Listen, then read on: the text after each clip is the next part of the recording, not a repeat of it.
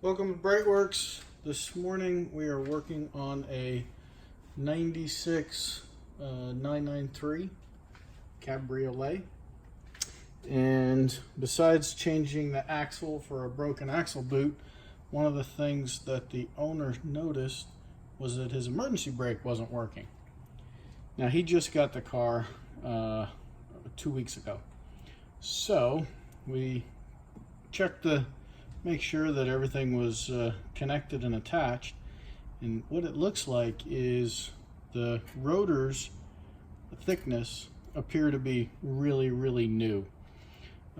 Car sat for a while, so my guess is because the adjuster on the inside was almost all the way tight. My guess is when they changed the rotors, somebody backed off the adjusters and then forgot to go back in and fix them. So we're going to pull this rotor off so that we can get a better idea what's under there. Alright, so got our rotor off, and what we're trying to do is this little adjuster right here. We're going to see the gap start to open up. Now normally you don't have to pull off the rotor to make this adjustment, but because everything was so bad and it wasn't doing what I thought it was going to do when I tried to make a quick adjustment, I said, you know what, I've already got the axle out, let's just pull the caliper off and see what's going on here. So now on the other side, on the passenger side, I've already adjusted that one. When you go into the passenger side, the adjuster's on the back, which is the opposite side of the thing, the opposite side of the hub. What you're trying to do there is you are trying to, if you're looking down from the top, you're trying to spin the adjuster clockwise. So if you're on the passenger side and you're trying to spin the adjuster clockwise, you're moving your screwdriver from the left side to the right side. That'll spin it clockwise. Now on this one, we're going to see we actually want to go clockwise with this guy too, because now we have that adjuster all the way down. So put and normally the rotor would be right here, put my screwdriver in, and I'm going to start spinning this guy, and we should be able to see a gap opening up right here, because what the adjuster is doing is it is getting longer.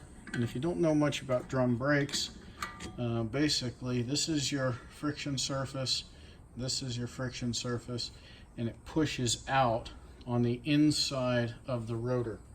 So these Porsche rotors on the inside here, that's where the e-brake grabs. Out here, this is where your caliper grabs, but inside here is where your e-brake grabs. So by moving this guy out, what we're doing is we are actually separating this, because as this screw essentially gets longer, right, it pushes the two shoes out. So you can see that we've now got a little bit of a gap. Oops, a little bit of a gap right here. And that's what we were looking for. So quite possibly now, and what's making the pop is these are held in place by this spring right here, so that this thing doesn't just free spin. So as we're coming around, you hear a little pop sometimes. So I'm getting this guy basically that far out so that you can see that space. Now, keep in mind, we're spinning the adjuster in a clockwise direction if looking down. If you're doing this at home, you're probably laying on the ground looking up. So looking down, we're spinning in a clockwise direction, which means I'm taking my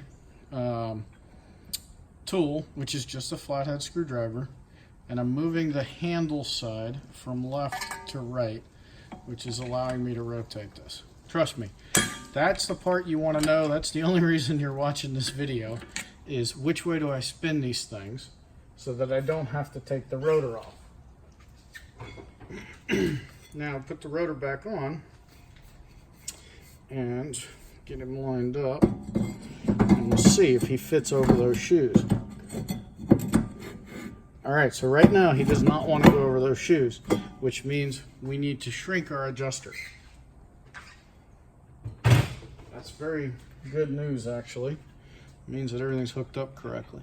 Alright, so now we'll move the hole so that it's back down a line, and we'll go the other way, counterclockwise from the top down to make this guy shorter and ultimately pull the shoes together. All right.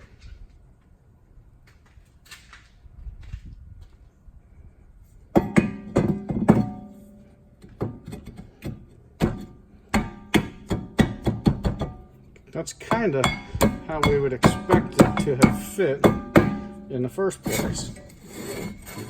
Now everything's got a little rust on it, but what I want to do is I have to make sure that I get this guy all the way down so he's square. So what I'm going to do is I'm going to put the attachment screws back in the rotor. Now I've already taken them out and cleaned them, but just this little screw right here, we're going to put a dab of blue Loctite on there, and we got one that goes in the bottom here. The Loctite is more for corrosion prevention than anything else, and we're not hogging these things down because you want to be able to get them back out, but we are making sure that they're going all the way down so that way we know we have the rotor flat. So okay, rotor's flat. Now I can feel that brake, that e-brake, is grabbing. So if the e-brake's grabbing, what I need to do now is I got to line this hole back up with where we were. So we were at about 330. So I'm going to turn that down. I'm going to grab a flashlight and I'm going to get us aligned. Okay, so I can now see the adjuster, and I know I need to turn the adjuster counterclockwise. So I'm going to move I'm loosening it now. So that's one click. See how much more free it spins now? Okay, so I'm going to actually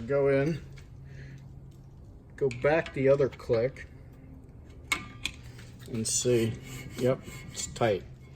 So I don't want it tight because that means the brakes will drag, everything will get hot on the road, and we don't want that. We want it to spin freely. We can probably come one more off, counterclockwise. There we go. There we go. Now what you're hearing is just the shoes rubbing on the inside of the rotor, and as soon as you start driving, that'll wear itself off. Okay, so what we have now is a properly adjusted rear brake shoe. Now you can also, if they're not working right now, we got them both adjusted just by doing this. You can also go in and inside the car where the e-brake handle is, all the way in the back, there's a tensioner adjustment, so you can adjust it from up there too. But we had plenty of friction material left on the shoes, so I really do think when they replace these rotors, somebody just forgot to pop those tensioners back out.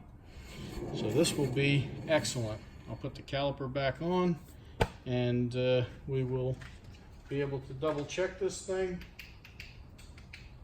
And I think he will have an e-brake for many miles to come. Thanks for watching. Check us out at BreitWerks.com.